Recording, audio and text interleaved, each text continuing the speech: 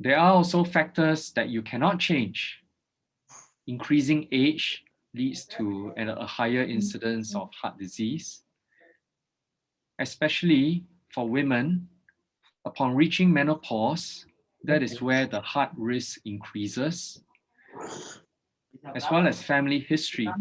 If you have a family member suffering from early heart attacks or heart diseases, you are at risk. So having coronary heart disease can lead to a heart attack. It can also lead to overworked heart muscles, leading to weakening and heart failure. And because this is an entire vessel problem, there's an increased risk of getting a stroke. And also if the heart fails, it will also affect all your other vital organs. So what are the various treatment options for this condition called coronary heart disease? First and foremost, very important are medications such as blood thinners called antiplatelets, statin medication, and also other medications that are good for the heart. Secondly, you have angioplasty, which is called balloon and stent. A stent is sometimes called a ring. This is inserting a small balloon into the heart artery to open it up, and then implanting the stent or the ring, which opens up the vessel. In severe cases, the patient may need to go for open heart surgery, where they graft new vessels to the heart. So let me give you an example. This is a famous road in Singapore. It is called Scott's Road. It is famous because it leads to Orchard Road. And over here, you can see something has happened. There is a blockage. So this is like the heart artery, and there is a severe block that's happening, which is limiting traffic and limiting blood flow.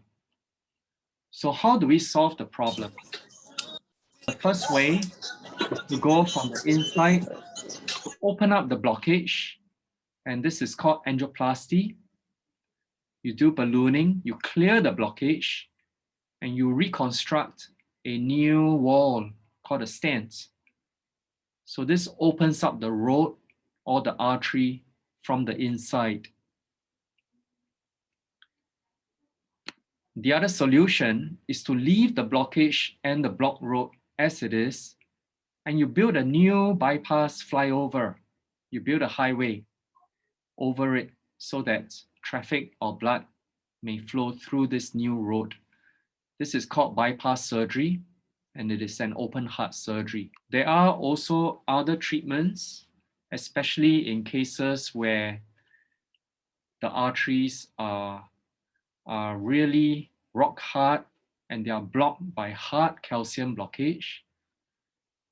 In the past, this can only be treated by bypass surgery, but now we have advanced options, we have advanced techniques. On the left, this is a rotational atherectomy.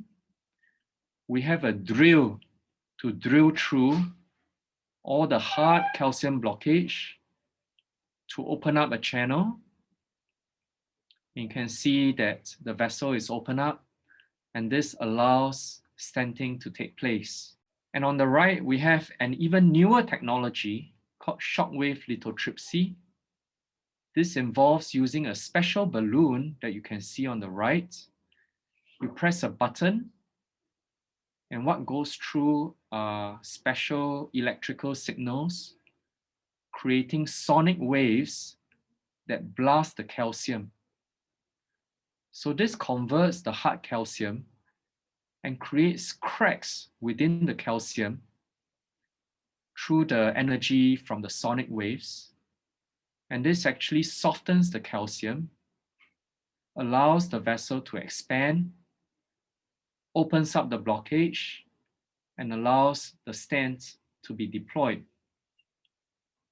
You can see how the sonic waves work in blasting away the calcium. This is a very new treatment that is available in Singapore. and has helped many, many patients. And after the job is done, you take away the balloon and you implant the stents. There are other approaches as well to open up the blocked arteries. What you see here is robotic PCI. So what happens is that we use a robot arm to control our operations. And we control the robot using this console. So this allows procedural control using a robot. We have very, very precise measurements and movements because we can control the robot arm very well. And this also lowers the risk of radiation, both to the patient and to the doctor.